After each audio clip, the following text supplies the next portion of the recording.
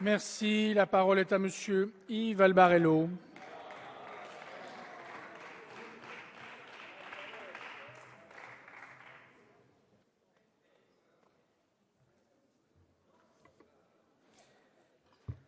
Monsieur le Président, Mesdames les ministres, Monsieur le rapporteur, mes chers collègues, alors que le Sénat, dans sa grande sagesse, avait retiré les articles néfastes de la métropole du Grand Paris, le gouvernement a réussi à rétablir les dispositions initiales du texte.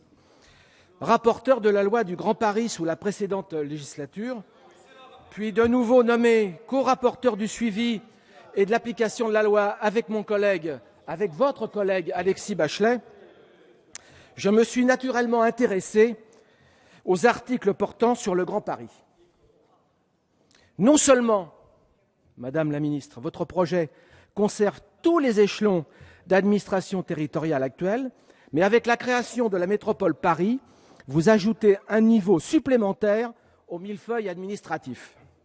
De plus, Madame la Ministre, votre projet accroît la complexité de l'organisation territoriale actuelle. Alors que dans la loi anti-cumul, on a voulu nous faire croire que les maires seraient valorisés, ce texte de loi que nous étudions va au contraire réduire à néant le rôle des maires. Alors que nous avions voulu supprimer des échelons administratifs ou regrouper départements et régions dans un souci d'efficacité et de réduction des coûts financiers, ce texte, au contraire, va créer une strate administrative supplémentaire et bien sûr des dépenses nouvelles.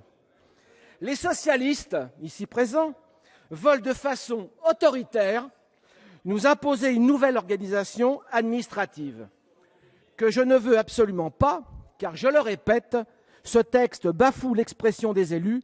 Même nos collègues sénateurs de gauche, lors de l'examen en commission des lois, se sont opposés à ce texte que le Sénat a d'ailleurs ensuite repoussé lors du vote solennel. Le texte dont nous débattons aujourd'hui a même été qualifié, mes chers collègues, de déni de démocratie par de nombreux maires de Seine-Saint-Denis, de Val-de-Marne et des Hauts-de-Seine.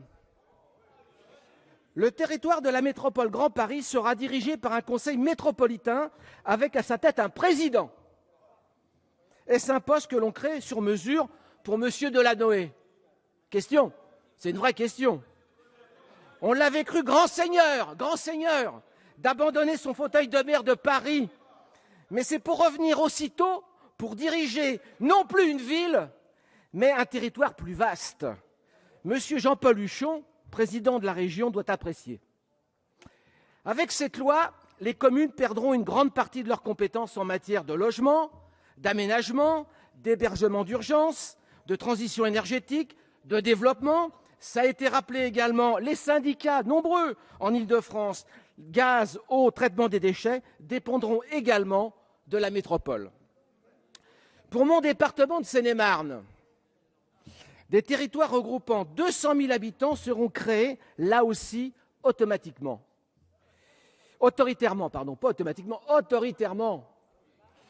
Comment expliquer, Madame la Ministre, aux maires de petites communes de ma circonscription ou de mon intercommunalité qu'ils seront absorbés dans une collectivité de 200 000 personnes? 200 000 personnes. C'est réellement la fin programmée du rôle historique des maires. Mais c'est surtout des échelons supplémentaires et coûteux. Qui paiera? Qui paiera? La métropole aura une dotation conséquente chaque année, mais est-ce au détriment des communes et des départements? La question est posée. Y aura-t-il alors des impôts nouveaux? Vous qui êtes les spécialistes des impôts. La métropole décidera aussi sur la mobilité durable. La région aura-t-elle toujours la compétence des transports? Les investissements seront décidés à la majorité du Conseil métropolitain contre les minoritaires. Je rappelle que la ville de Paris aurait à elle seule 25% des droits de vote. Et vous allez vite, vous êtes très pressés. Tout doit être prêt pour le 1er janvier 2015. Pourquoi, Madame la Ministre, une telle précipitation? Notre région d'Île-de-France rencontre malheureusement de véritables problèmes logement, transport, emploi. Est-ce que ce texte va résoudre ces problèmes que connaissent les Franciliens? Non. Parlez des transports aux habitants de notre région. Parlez-leur des logements et vous verrez leur réaction. Beaucoup de nos concitoyens franciliens n'en peuvent plus. Longueur des transports, retard, et pour le logement, liste d'attente interminable. Et que leur propose-t-on à la place, mes chers collègues? Quelle est la réponse pour résoudre leurs problèmes? La création d'un tout nouveau président de la métropole Grand Paris. Croyez-vous que c'est cela que les Franciliens attendent? Bien sûr que non, et ils le savent que leurs problèmes quotidiens continueront. La venue de ce texte va cependant me permettre de vous parler des CDT, les contrats de développement territorial. L'article 21 de la loi du 3 juin 2010, relative au Grand Paris, institue les contrats de développement territorial qui permettent la réalisation des objectifs définis pour le Grand Paris, à savoir le développement économique de la région capitale, la réduction des déséquilibres territoriaux mais aussi fiscaux et sociaux, la fourniture d'une offre de logement adaptée en assurant la maîtrise du développement urbain et la préservation des espaces naturels, agricoles et forestiers.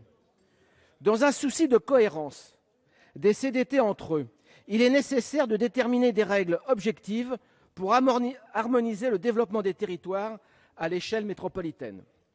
Mais à ce jour, ces contrats se terminent en décembre de cette année. Je vous propose de prévoir un report des délais dans la limite du 31 décembre 2014. Mon propos n'est en rien négatif et je veux vous proposer une alternative, mes chers collègues. La création d'une métropole, soit au niveau de la région, soit au niveau des 4 départements du cœur de l'agglomération. Mais par coordination des maires et des présidents des conseils généraux et non pas par des méthodes autoritaires ou arbitraires.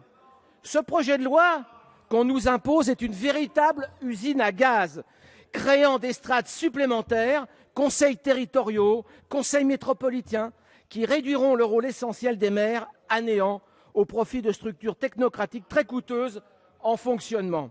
De plus, mes chers collègues, comme d'habitude, aucune étude d'impact financier n'a été réalisée. En réalité, ce texte va accentuer le chaos en Île-de-France et ne réglera aucun problème. Je vous remercie.